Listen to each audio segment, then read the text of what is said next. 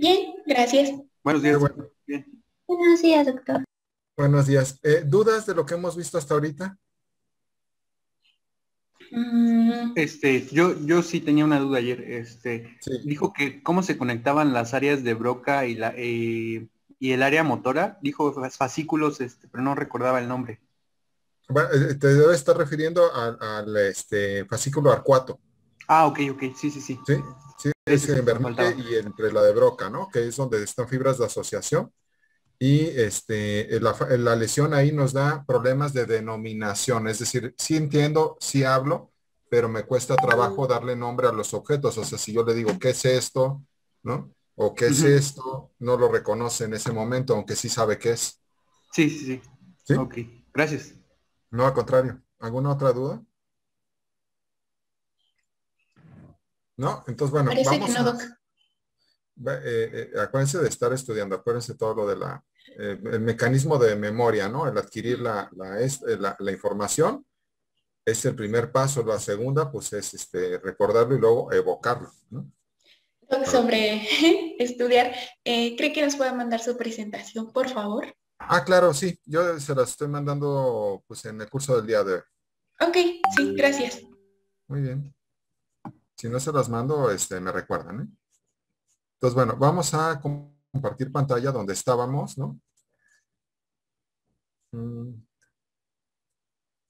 Si se acuerdan, cambié otra vez el fondo. Es que me está costando mucho trabajo por las imágenes, que pues se va mejor todo, ¿no? Pero esta imagen era la que habíamos visto el otro día.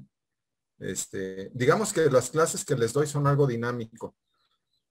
Casi ningún año han sido lo mismo. Cada año le agregamos algo para que pues irla actualizando y mejorando. Entonces, pues por eso cambia luego de repente el formato, ¿no? Entonces, este esquema, acuérdense, la neurona motora superior, la decusación, el esquema fisiológico, la neurona motora inferior. Esta es inhibitoria para esta es excitatoria para el músculo, ¿no?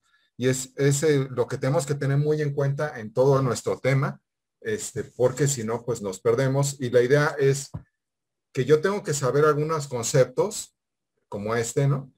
Y con eso yo puedo deducir los otros conceptos, ¿no? Es decir, no me va a costar tanto trabajo entender qué es neurona motora superior, qué es neurona motora inferior, qué es Parkinson, qué es espasticidad, qué es un infarto cerebral, qué es una lesión medular.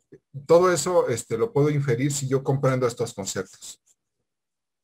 Un poquito así como el conocer cómo se decusa la vía visual, pues me explica las hemianopsias, ¿no? Las homónimas, las heterónimas, me va quedando claro si yo conozco. Es decir, no tengo que saber de memoria que una hemianopsia homónima es una lesión contralateral occipital, ¿no? Si yo entiendo cómo está la vía y la puedo dibujar, en cualquier momento la puedo aclarar mi duda, ¿no?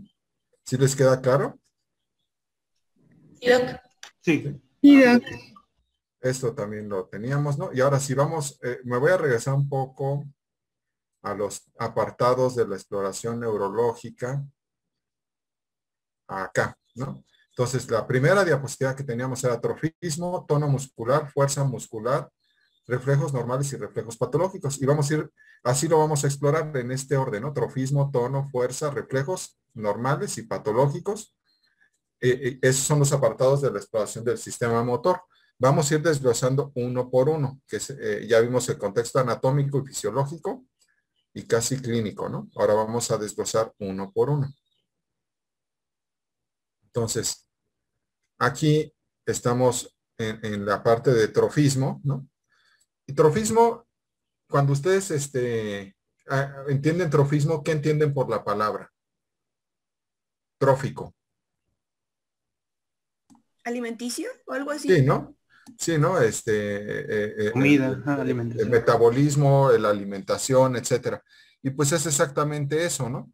Pero nos vamos a referir a lo que vemos reflejado en el cuerpo de ese trofismo y cómo se nutren los tejidos, ¿no? O sea, los tejidos, independientemente de la dieta que tengamos, pues tienen que tener una nutrición e inervación adecuada. Para mantener un tejido en nuestro cuerpo, su estado de estar sano, ¿no? Estar íntegro, requiere un buen aporte sanguíneo con calidad de nutrientes adecuado y una inervación adecuada, ¿no?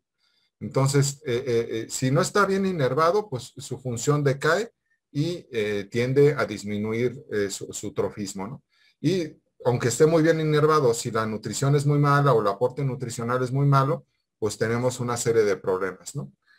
Como lo vemos en los casos de desnutrición, ¿no? Entonces, el trofismo es el grado de nutrición y volumen de los músculos, pero también aquí vemos la piel y los anexos. Como es el trofismo sobre todo se aprecia a la inspección, ¿no? O sea, yo voy a ver al paciente y lo veo, pues, sus características externas, ¿no? De sus masas musculares, sus volúmenes, pero también estoy viendo cómo está la piel, la implantación del vello, ¿no? Etcétera, ¿no? Entonces, eso no me lo puedo brincar, aunque lo de la piel, pues obviamente, pues también tiene mucho que ver con cuestiones de circulación y no siempre es de origen neurológico, pero lo tengo que explorar y tener en cuenta, ¿no? Entonces, por un lado, la inervación, y aquí es 100% la neurona motora inferior la que debe estar en relación al músculo en cuestión, ¿no? Es decir, mientras esté inervado, por lo menos por la neurona motora inferior, mantiene un volumen adecuado. Y es decir, que si se lesiona la neurona motora inferior, los cambios de volumen de ese músculo son mucho más rápidos que por la neurona motora superior. Luego, por otro lado, depende de la circulación. Y aquí en la circulación, no es nada más que le llegue sangre y que retorne, o sea, no nada más son arterias y venas, sino la regulación del sistema nervioso autónomo, sobre todo a través del sistema nervioso simpático y parasimpático, en particular el simpático. El simpático, como ustedes saben, pues va a generar vasoconstricción, ¿no? Y pues en respuestas a frío, en respuestas a calor, etcétera, va generando estos cambios, ¿no? Sudoración en la piel, espasmo de los vasos, en cuestiones de ejercicio también, etcétera, ¿no? Entonces, se requiere que también esto esté íntegro, ¿no? No es nada más la sangre que llega, sino lo que participa del sistema nervioso autónomo.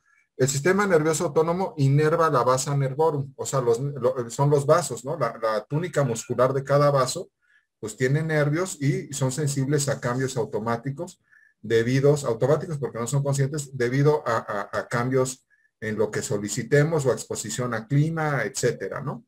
Entonces, tenemos dos partes donde participa el sistema nervioso, ¿no? En lo que es trofismo. La inervación propiamente, la neurona motora inferior, y a través del sistema nervioso autónomo, simpático y parasimpático, ¿no? Y bueno, finalmente ya en temas ya un poco más propios del tejido, ya no tanto el sistema nervioso, pues no podemos dejar de ver la calidad de los nutrientes, ¿no? Es decir, que pues una gente que tenga una dieta muy inadecuada, pues también tiene cambios tróficos, no necesariamente de origen neurológico, y también el metabolismo del propio músculo o piel, ¿no? O tejido, porque hay enfermedades que afectan directamente el metabolismo y pues también pueden tener cambios tróficos, ¿no? Entonces, ¿cómo lo vamos a explorar? Lo primero es ver al paciente, ¿no? A la inspección. Entonces, generalmente le ponemos una bata clínica, ¿no? Y vamos a hacer una inspección. Vamos a ver dos aspectos, la piel y los anexos y las masas musculares. Al ver la piel, vamos a ver turgencia, sequedad, elasticidad y coloración, ¿no? Es cuando se mueve el paciente, todo eso lo alcanzamos a ver, aunque eventualmente también lo palpamos, ¿no? Vamos a ver si hay pigmentación anormal o normal en la piel, cómo está implantado el vello y si hay cambios tróficos en las uñas. Muchas veces las lesiones de las uñas son confundidas todas con onicomicosis, ¿no? Pero pues muchas veces pueden ser trastornos tróficos, ¿no? Las uñas hipertróficas en todos los dedos de los pies a veces tienen más que ver con insuficiencia venosa e hipoxia crónica que con micosis, ¿no? Y es invariable que a todos les dan antimicóticos cuando ven una uña amarilla hipertrófica, ¿no? Y bueno, si hay presencias o no de úlceras cutáneas. Y luego las masas musculares. Vamos a ver el volumen, el contorno, la simetría de un lado y del otro. Y un signo que sería indudable de enfermedad, que son las fasciculaciones, ¿no? Las fasciculaciones son datos de denervación del músculo. Se ve mucho en la esclerosis lateral amiotrófica. Entonces, cuando yo tengo fasciculaciones, veo como un músculo se mueve espontáneamente. Y si le doy algunas palmaditas, incluso se mueve. O el paciente me dice, es que siento como que se mueven gusanos debajo de mi piel, ¿no? Son los músculos que se están contrayendo espontáneamente, ¿no? Eso se llama fasciculaciones. Entonces, primero lo veo y veo piel y anexos, coloración, hidratación, implantación del vello, estado de las uñas, etcétera. Y luego también veo las masas musculares que sean de acuerdo a edad y sexo, el contorno, la simetría, ¿no? Que sean del mismo volumen de un lado y del otro. La palma de la mano es un buen lugar para ver el trofismo, ¿sí? Pueden ver en la palma de la mano, ¿no? En la palma de la mano pueden ver la región tenar, la hipotenar, la coloración, la turgencia de la piel. Incluso si ustedes no me están viendo, o sea, no estamos cerca, pero a través de la pantalla, pues ustedes pueden, ¿cómo se llama? Notar el volumen de mi mano, las características de la piel, la coloración, ¿no? O sea, se ve, pues yo creo, bien hidratada, ¿no? Una turgencia normal y los volúmenes de las masas musculares, ¿no? Y si pongo las dos manos se ven bastante simétricas, ¿no? Entonces, todo eso pues lo debo tomar en cuenta cuando estoy explorando, ¿no? Y la presencia o no de fasciculaciones. Y ya después, ahora sí voy a palpar, ¿no? Y palpo las masas musculares, ¿no? Por ejemplo, si voy a palpar deltoides, ¿no? Pongo la mano sobre el músculo y lo toco y percibo su volumen y la turgencia que tiene, ¿no? Luego le puedo dar algunas palmadas, ¿no? Al músculo, ¿no? Para ver si hay fasciculaciones espontáneas, sobre todo si el paciente lo refiere. Y por último, podría yo, si ya sospecho que el paciente tiene un problema muscular generalizado, es decir, una miopatía, podría yo buscar este signo que se llama signo de Gowers, ¿no? El signo de Gowers, le pido que haga una sentadilla al paciente. ¿Sí? Entonces, si yo hago una sentadilla, pues me enderezo de inmediato porque tengo fuerza suficiente. En caso de las miopatías que están muy afectados, cuando le pido, y sobre todo a ese niño, le pido que haga la sentadilla, para subirse se tiene que ir apoyando sobre sí mismo para levantarse.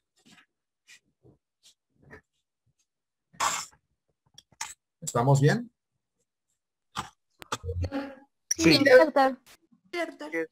Entonces vamos a la que sí. Ahora vamos a ver algunos ejemplos, ¿no? Entonces aquí estoy viendo 3 trastornos tróficos diferentes, ¿no? El primero, ¿cómo lo conocen o cómo se llama? Parece un pie diabético, es una úlcera. Sí, pero ¿cómo se llama exactamente esa enfermedad? Mal perforante plantar, ¿no? Así se conoce, mal perforante plantar, y es muy común en el pie diabético, ¿no? No es necesariamente exclusivo del pie diabético. Y aquí se combinan 2 factores, ¿no? La neuropatía diabética y el trastorno de circulación propio del diabético, ¿no? Entonces es un pie muy...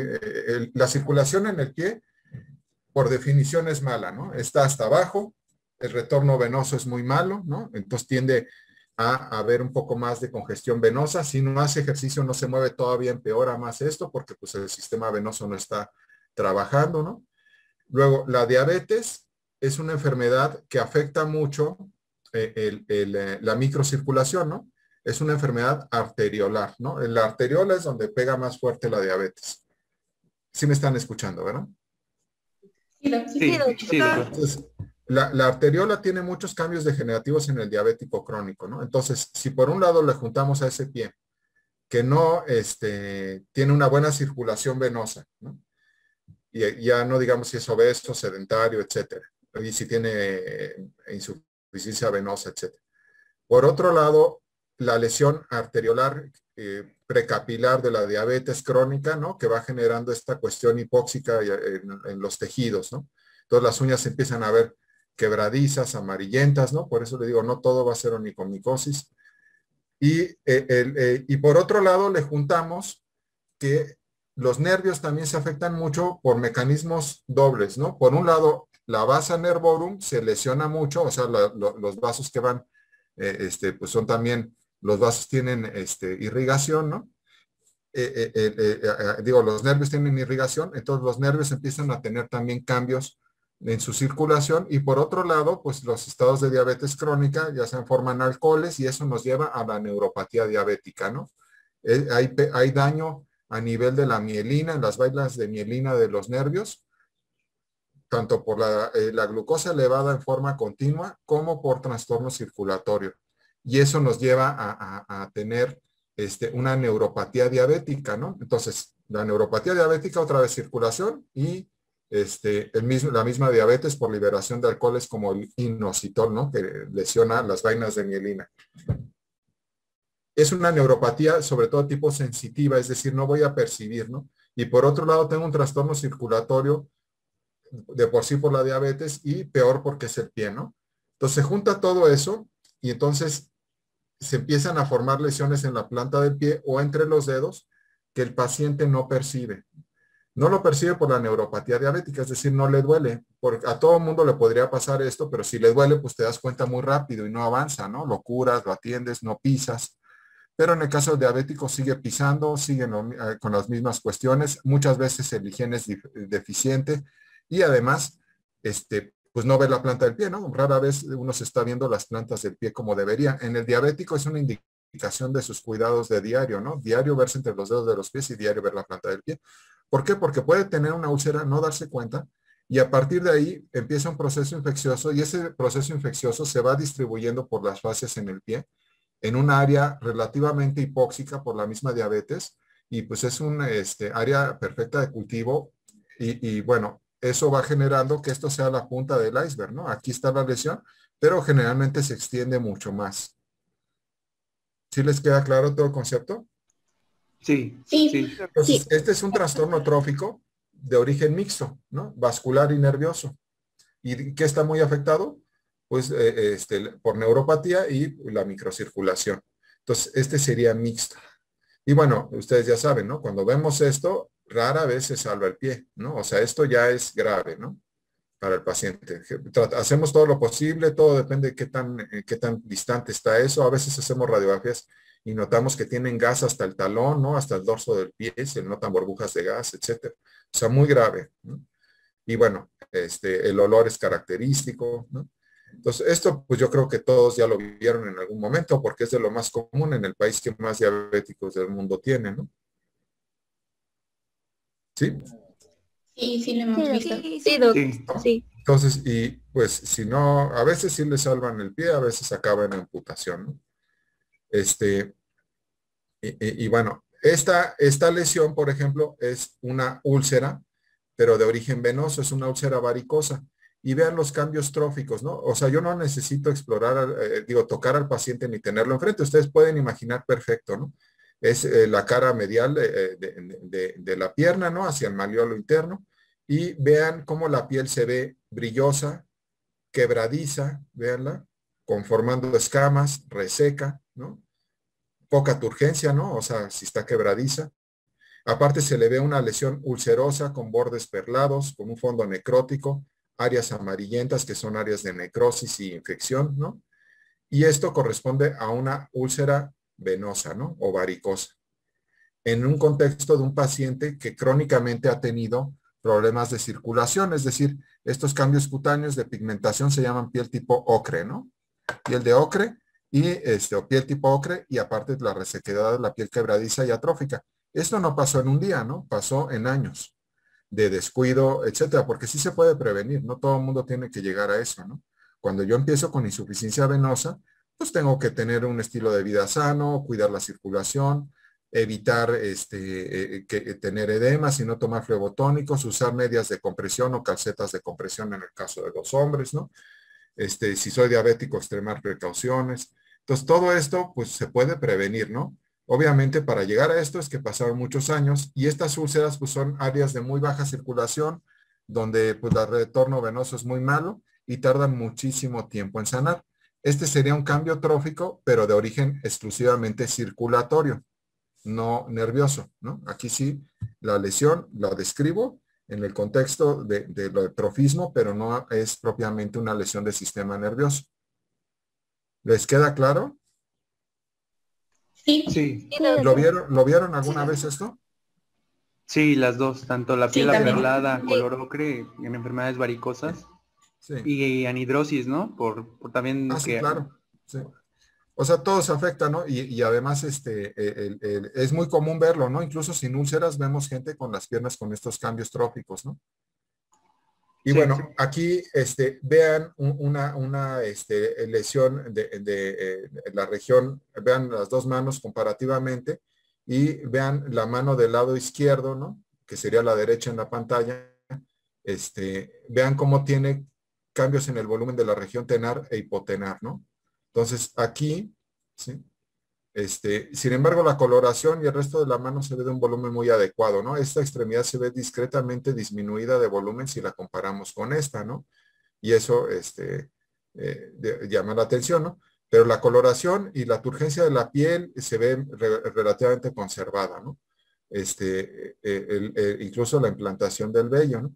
Lo que sí vemos es una atrofia, porque esto es una atrofia tenar, e hipotenar, ¿no? En las dos regiones de la mano, ¿no?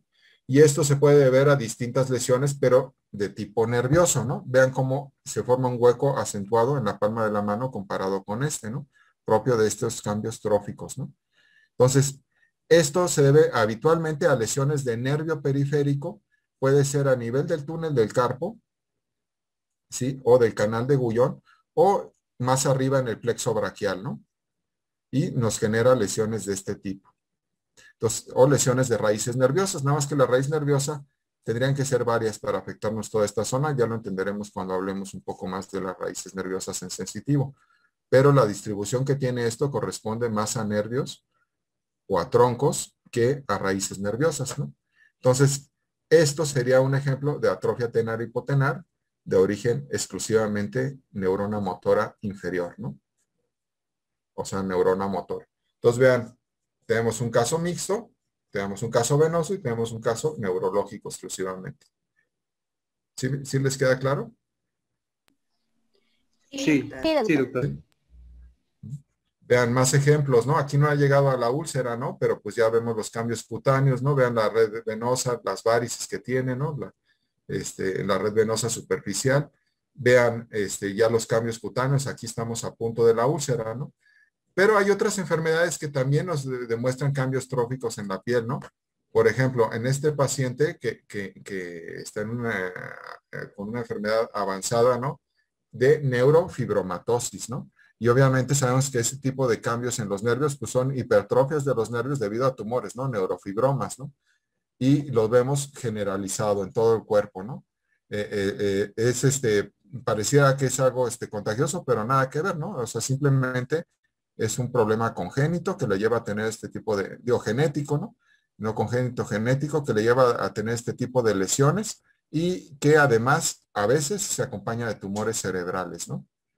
Entonces, el hecho de ver a un paciente así, pues nos llama la atención de que pudiera tener algo cerebral, sobre todo si llega con algo neurológico, pero esto de por sí ya es un problema neurológico.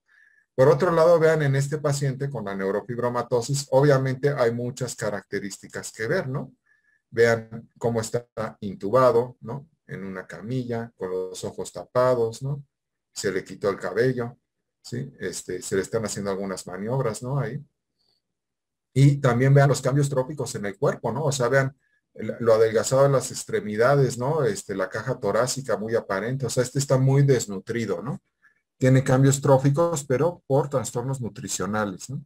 Entonces, si yo me voy y redacto el hábitus exterior de este paciente, pues es un paciente de sexo masculino, de edad aparente entre 60 y, entre 50, digo, 60 y 70 años, ¿no? De edad aparente, ¿no?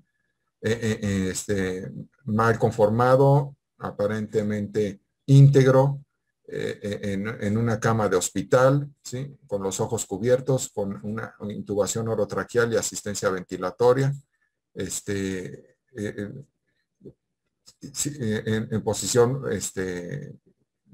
pasiva, ¿no? O sea, no está sujeto más que a nivel cefálico por la tela adhesiva, ¿no? Y sin ruidos, olores o movimientos anormales y orientación en las tres esferas y marcha no valorables, ¿no? Con múltiples lesiones cutáneas que son de 0.5 a 1 centímetro distribuidas prácticamente en toda la superficie corporal de las extremidades, tórax, abdomen, piernas, no las alcanzan a ver aquí, y siendo particularmente abundantes en la región cervical. Todo eso sería el hábitus exterior de este paciente, ¿no? Ahora, veamos, entonces, pues, distintos, y ahora veamos esto, ¿no?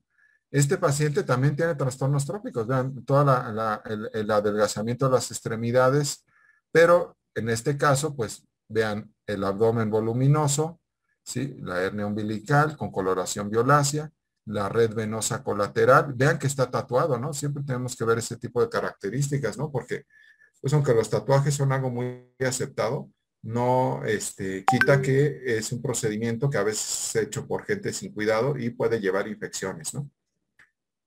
Entonces, sin querer marcar algo, el hecho de que esté tatuado, pues nos tiene que poner en alerta, ¿no? Y vean la red venosa colateral, el gran volumen, ¿sí? Y esto, pues, ¿a qué corresponde? Acidosis. ¿A qué? No, es una citis. Asitis, perdón, asitis, sí. perdón. Sí. Y el paciente está muy grave, ¿no? Está intubado. Aquí podría tener una encefalopatía hepática, ¿no? Obviamente, debido a la gravedad, ¿no? De problema hepático, ¿no? Y pues es la oclusión del sistema porta por el daño hepático tan grave, ¿no? Y la red venosa colateral y ya no hay absorción de líquido peritoneal y por eso tiene líquido en el abdomen, ¿no? Entonces está prácticamente terminal en ese sentido, ¿no? Entonces, aquí vemos un problema de tipo metabólico, ¿no? Que nos causa trastornos tróficos graves, ¿no?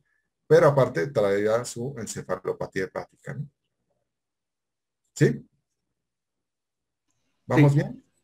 sí, Ahora doctor. vamos. Sí, doctor. Entonces, cuando ya vimos cómo se explora, vamos a ver qué alteraciones podemos tener y cómo lo van a poner en su historia clínica. Entonces, yo puedo tener una atrofia, puedo tener una hipotrofia. O sea, atrofia es que está prácticamente perdido completamente, ¿no? Hipotrofia que está disminuido comparativamente. Puede tener aumento de volumen, una hipertrofia, o puede tener trastornos de trofismo en forma asimétrica o en respuestas asimétricas, ¿no? Es decir, a cuestiones de tipo clima, etcétera, podría tener un cambio de volumen de una extremidad, como en las distrofias simpáticas, que ahorita vamos a hablar un poquito de ellas. Cuando hablamos de atrofia, pues recuerden que puede haber distintos tipos. Pueden ser de origen neurológico, de origen muscular, o sea, las enfermedades del músculo es todo un tema, ¿no? El músculo puede tener distintos problemas metabólicos y muchas enfermedades, y pues pueden ser de origen miopático, ¿no? Y no necesariamente neurológico. Dentro de las neuropáticas tenemos las degenerativas, las espinales como la poliomielitis, la esclerosis lateral amiotrófica, el síndrome de Arán-Duchenne, ¿sí? Y las neuropatías periféricas como la polineuropatía diabética, ¿no? Que de esta hablaremos un poco más cuando hablemos de sensitivo, ¿no? Entonces, yo puedo tener muchos orígenes, ¿no? Degenerativas, por ejemplo, un túnel del carpo, un conducto cervical estrecho, una hernia de disco que comprime un nervio, ¿no? Las espinales, enfermedades de la neurona motora inferior, ¿no? Ya sabemos que la poliomielitis me ataca la neurona motora inferior. Afortunadamente en México ya no hay poliomielitis, ¿no? Creo que está erradicada en México desde el 2000, desde 1995, ¿no? Ya se supone que fue el último caso de poliomielitis, ¿no? ¿Sí han escuchado ustedes de la poliomielitis? Sí, doctor. Todavía creo que se usa la vacuna, ¿no? La Sabin, ¿no? Con poliovirus, que son virus atenuados, ¿no? Entonces nos dan nuestras gotitas cuando nacemos, ¿no? De virus atenuados para tener una infección leve, y son virus que no son capaces de atacar la neurona motora, ¿no? Y lo que sí es que sí se reproducen en el intestino y se van al medio ambiente. Entonces, de tal forma que esta vacuna, porque la que existía antes de esa, la vacuna Salk, ¿sí la escucharon? Esa no, doctor, esa no. Esa Bueno, no. fue la primera que existió contra la polio, eran virus muertos, ¿no? Y después, pues vino la Sabin, creo que es en los años 60, ¿no? Y esa fue la que realmente erradicó la enfermedad porque tenía esa capacidad, ¿no? De yo tomo el virus, pero es un virus atenuado, pero sí vive y a la hora de excretarlo en las heces, pues en las comunidades donde hay mucho fecalismo y todo esto, el virus atenuado empezaba a dominar sobre el virus salvaje y entonces toda la comunidad se infectaba, pero del virus. Entonces, aunque yo no vacunara a todos, acababan todos vacunados, ¿no? Entonces, esa sería la idea ahorita de una vacuna ideal contra el SARS, ¿no? O sea, tener una vacuna que se excretara por el mismo huésped y contaminara a otros, pero con virus atenuados, ¿no? Y entonces, pues todo el mundo, o virus modificados, ¿no?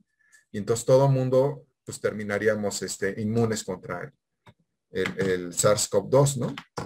Entonces, bueno, recordando un poco la poliomielitis, en los años 60 y antes, ¿no? Digamos que a partir de los 70 realmente bajó, ¿no? Pero sí merece un poquito que les digo a ustedes, pues tienen que tener el contexto de en dónde están, ¿no? O sea, no tenemos tanto tiempo de que pasó todo esto, ¿no? Esas eran epidemias también. Y la poliomielitis era terrible, ¿no? Porque un día, uno tiene fiebre, y eran sobre todo niños, ¿no? Uno tiene fiebre un día en la noche, ¿no? Un niño, ¿no? Tiene un catarro, una diarrea y fiebre en la noche. Lo llevan a la cama y al otro día no puede mover una pierna, no puede mover un brazo, tiene problemas para respirar, ¿no? Y eso era la poliomielitis. Como no afecta la médula, la neurona motora inferior en toda la médula espinal, ¿no? O sea, lo afectaba en unos lugares y en otros, era muy característico que tenía debilidad del brazo y de la pierna, o sea, como que no, pero era tipo neurona motora inferior. Y pues eso les dejaba secuelas, ¿no? No sé si ustedes han visto alguno ahorita que haya tenido secuelas de polio, o alguien conozca a alguien con secuelas de polio. Sí, sí, los Sí, hemos sí, llegado a ver. sí, yo sí los he visto. Pues las secuelas son para siempre, ¿no? O sea, ya tienen la extremidad más corta porque ya no se desarrolló igual, ¿no? Obviamente tienen muchas secuelas motoras, ¿no? Y bueno, ya viven con eso, ¿no? Muchos también fallecían, ¿no? Entonces era un verdadero drama, ¿no? Porque pues un niño sano que jugaba al otro día estaba totalmente imposibilitado, ¿no? Entonces, en esa época, pues tardaron años en controlarlo. Y les digo, en México el último caso fue en 95, ¿no? Y se supone que una epidemia son más casos a los esperados. Eso es lo que llamaríamos epidemia, ¿no? Entonces, en México esperamos 0 casos de polio. Si llega a haber un solo caso de polio, ¿no? Entonces, tenemos una epidemia de polio, ¿no? Porque son más casos a los esperados, ¿no? Y si ustedes de repente vieran a un niño así y dicen es polio, ¿no? O sea, la realidad es que la polio se va a dar, se parece un poquito al Guillain-Barré, ¿no? A veces se confunden Guillain-Barré y polio, por eso hay que ser cuidadoso, ¿no? El Guillain-Barré es mucho más simétrico, no hay la fiebre antes, etcétera, ¿no? No es súbito. Pero si ustedes sospecharon un caso de polio, obviamente lo tienen que notificar y les va a caer toda la Secretaría de Salud a la comunidad donde estén para investigar qué pasó. O sea, va a ser algo de verdad de importancia, ¿no? Sobre todo si se comprueba. Entonces, ¿por qué? Porque es muy peligroso y muy grave, ¿no? Así como ahorita el COVID, ¿no? Entonces, y les digo, la vacuna contra COVID ideal sería esa, ¿no? O sea, justamente tener una vacuna que fueran virus atenuados y que el mismo huésped los exhalara al ambiente para contaminar a los que no se quieren vacunar, ¿no? Entonces, bueno, es un poquito la historia de la poliomielitis y les digo, ahorita ya no hay, ¿no? Hay enfermedades que lesionan la neurona motora inferior, como la esclerosis lateral amiotrófica, ¿sí? Que ustedes lo han oído en varios deportistas, ¿no? Sí, sí lo tienen claro. Incluso hay un jugador de fútbol americano que creo que acaba de fallecer de eso, ¿no? Sí, Sí, conocemos. Sí. Esa Si no se la corta conocí. la clase, descansamos 5 minutos, ¿eh? Y nos reconectamos, ¿sí? Y bueno, otras enfermedades ya propiamente neurológicas, ¿no? Entonces, bueno, miopáticas y las indeterminadas. Y luego están las hipotrofias, en donde está solamente disminuido, ¿no? Las hipertrofias, a veces las hipertrofias son de origen patológico y otras veces, pues, por cuestiones de hormonas y de cosas de este tipo, como en los gimnasios, ¿no? Y las distrofias, que ahorita vamos a hablar un poquito de ellas, porque son alteraciones en el funcionamiento del sistema nervioso autónomo, ¿no? Entonces, hay una desregulación y cambios rápidos en el trofismo, ¿sí? Y esos cambios nos pueden llevar de repente a necrosis o a pérdida de alguna extremidad.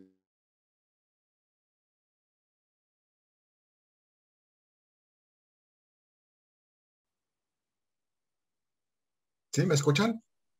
Sí, Sí, doctor. sí, Sí, doctor. Sí, sí. Ok, perfecto. Entonces, continuemos con nuestra clase. ¿Vamos bien hasta aquí? Sí, todo bien. Sí. Sí, doctor. Muy bien. Entonces, este, Dejen acá la pantalla. Entonces, bueno, estábamos hablando ahora sí de las distrofias, ¿no? Las distrofias, esto se va a deber a una pérdida de regulación en el sistema nervioso entre el simpático y el parasimpático. Entonces, ante estímulos que normalmente no me deberían causar una respuesta tan intensa, puede haber una respuesta vasoconstrictora muy intensa y eso va a generarle dolor al paciente porque tiene un evento isquémico, ¿no? El fenómeno de Raynaud es un ejemplo típico de eso, aunque también puede tener orígenes autoinmunes, ¿no? La enfermedad de Raynaud.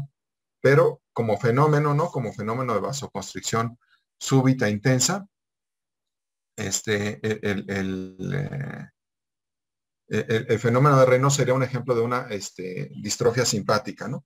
Puede ser en la extremidad superior o en la inferior, generalmente de un solo lado, y entonces lo que sucede es que por un estímulo que habitualmente me generaría alguna respuesta simpática, esta respuesta simpática es muy intensa y hay una vasoconstricción llegando a la isquemia.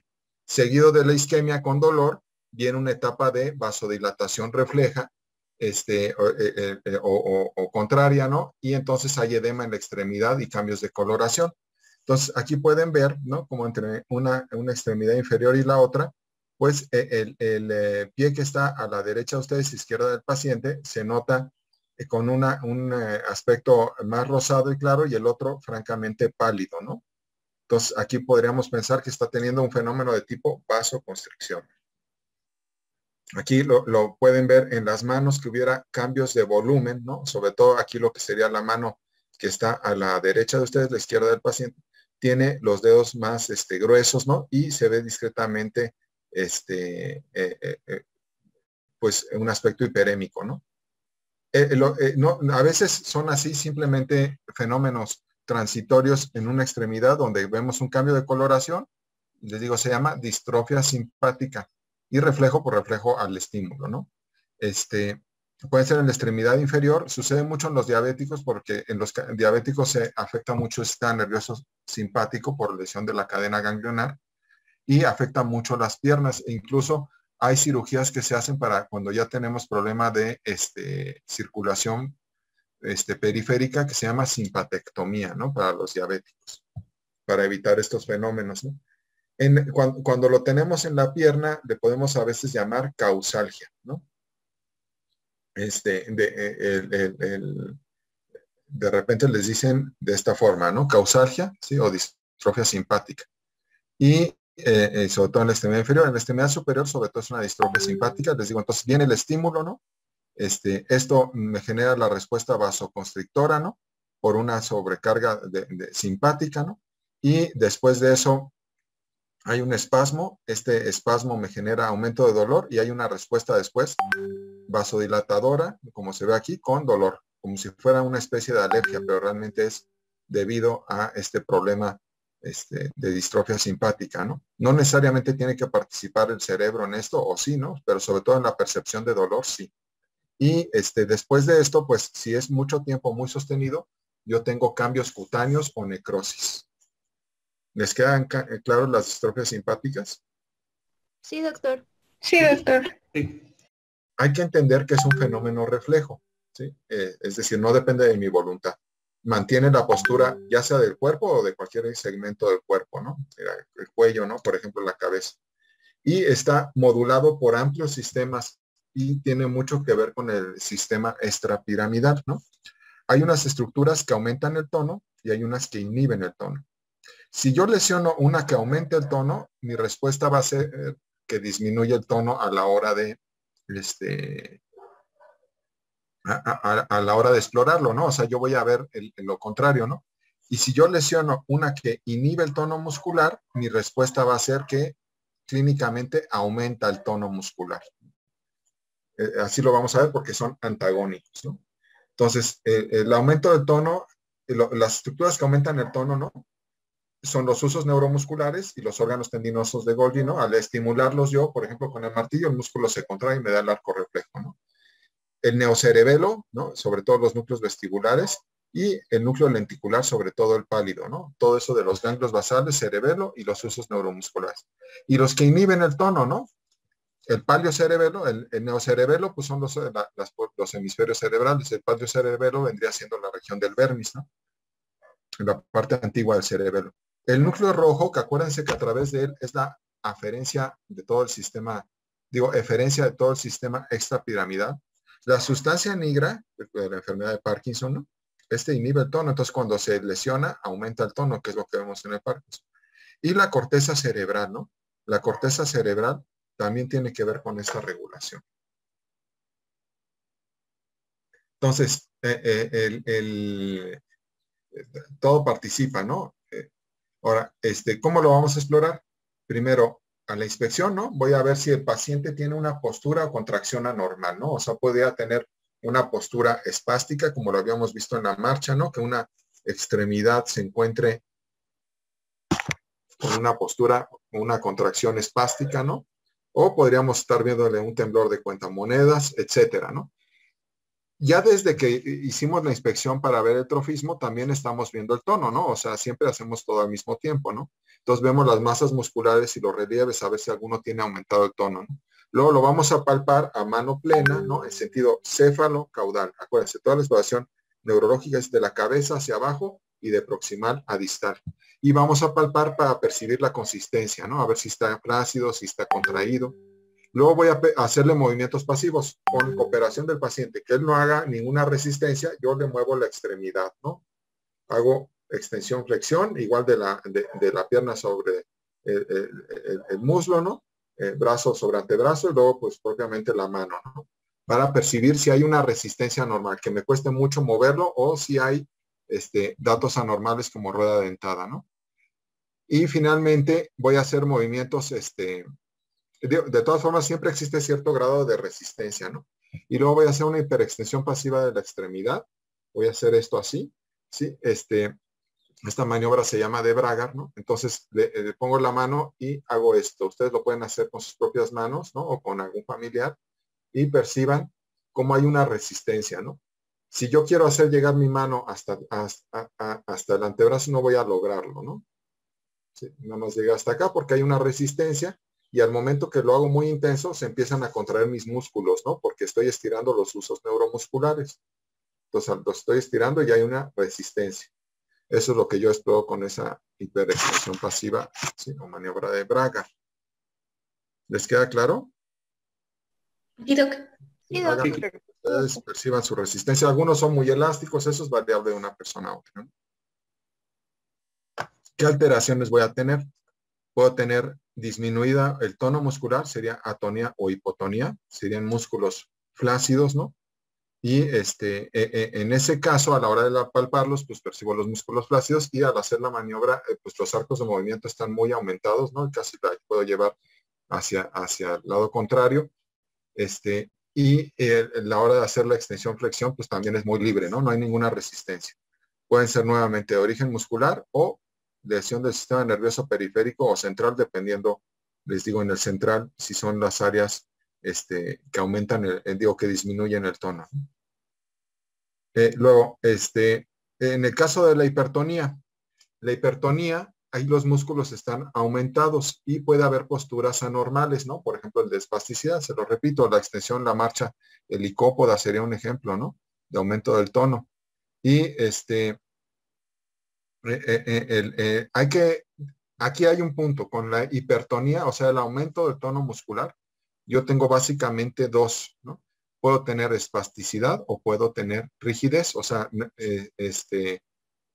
cuando yo digo tiene hipertonía, tengo ya no nada más basta que diga eso, sino tengo que aclarar si tengo hipertonía por espasticidad o tengo hipertonía por rigidez, y ahorita los voy a mencionarles las características de una y otra. ¿Por qué? Porque esto sí tiene valor de localización. Cuando es espasticidad, estoy hablando de lesión de la vía piramidal y ese aumento del tono muscular. Y cuando es rigidez, estoy hablando de una afección del sistema extrapiramidal, ¿no? Entonces, sí es diferente, ¿no? Y bueno, voy a investigar si existe otro tipo de contracturas más allá de la espasticidad o la rigidez. Puede haber aumentos del tono debido a respuestas del cuerpo como protección o antiálgicas, ¿no? Entonces, yo puedo tener contracturas que se llaman antiálgicas y obviamente son aumento del tono muscular. Entre estas tenemos la rigidez de nuca, como en el caso de la meningitis, el vientre en tabla, como en el caso de la peritonitis, pues es un aumento de tono muscular, es involuntario. El trismus en el tétanos, ¿no? O otras respuestas del tétanos y meningitis, como son los opistótonos, emprostótonos, pleurostótonos, ortostótonos, ¿no? Como lo vemos en tétanos y meningitis. Los opistótonos, ya saben ustedes que es la postura en arco, ¿no? Apoyando el talón y la parte de la región cervical y formando un arco de la contracción tan intensa, ¿no? Los emprostótonos serían más bien hacia enfrente, pleurostótonos hacia un lado y ortostótonos cuando todo el paciente está como tabla, ¿no? O sea, no tiene una contracción, sino más bien está rígido todo el cuerpo. Y luego tenemos, ¿sí vamos bien hasta aquí con la hipertonía? Claro. Sí. Entonces, disminución del tono, ese no tiene problema, ¿no? O está disminuido o está perdido, ¿no? Está flácido completamente. Y generalmente son lesiones de neurona motora inferior, aunque puede ser también de la superior. Aumento del tono, ahí sí tengo un problema porque tengo que decir si está espástico, si está rígido o hay otras contracturas, ¿no? Sobre todo en respuesta a dolor. Y finalmente hay un tercer apartado que se llaman distonías, ¿no? Entonces, en las distonías es como las distrofias, ¿no? Eso quiere decir que no está ni para un lado ni para otro, está mal, ¿no? O sea, la regulación entre el tono muscular y los músculos agonistas y antagonistas están mal y hay una fluctuación entre músculos de tipo hipotonía, ¿no? Entonces el paciente adquiere posturas anormales. Un ejemplo de esto sería la tortícolis, ¿no? Pero la tortícolis pues es una contractura, ¿no? Del músculo esternocleidomastoideo y yo amanezco de esta forma, ¿no? Y ya en el curso del día lo puedo corregir. Eso es una tortícolis, ¿no? Postural, pero hay tortícolis espasmódicas, entonces el paciente está todo el tiempo con esta postura, es muy dolorosa y no lo puede controlar, ¿no? Hay distonías cervicales, ¿no? Hay la retrocolis, el paciente está viendo hacia arriba, hay de todo el cuerpo, ¿no? Tiene una postura de torsión de todo el cuerpo. Ahorita vamos a ver ejemplos, ¿no? Entonces estas se llaman distonías. Generalmente las confunden con problemas psiquiátricos, ¿no? Entonces los mandan al psiquiatra, pero porque creen que es un paciente simulador. Pero es una enfermedad, ¿no? Ahora, vean un caso de hipotonía, ¿no? En los bebés es característico que cuando tienen hipoxia, un bebé debe tener tono cuando nace, ¿no? Y entonces tiene reflejos, etcétera, llora. Pero si nace con hipoxia, entonces nace hipotónico, ¿no? Y entonces ven el signo, ¿no? De la cabeza en gota, ¿no? Levantan los brazos y en lugar de que él la pueda sostener, cae la cabeza, ¿no? Y aquí está completamente flácido, ¿no? Como péndulo, ¿no? Entonces, en pediatría buscan mucho estos datos, ¿no? Del tono al nacer, ¿no? Ahora vean ejemplos de distonías, ¿no? Aquí tiene una distonía de torsión, ¿no? Aquí una distonía que se llama retrocolis, ¿no? O sea, el paciente está con una contracción, y sí las vemos, ¿eh? O sea, las distonías más o menos a la consulta deben llegar 1 o 2 por año. No son muy frecuentes, pero un día les puede llegar una a su consultorio y les digo, y pues ahí dependerá la capacidad de ustedes que recuerden esto que les dije, y no son problemas psiquiátricos, ¿no? Y tienen tratamiento porque realmente es un problema funcional, ¿no? Es decir, que a lo mejor con toxina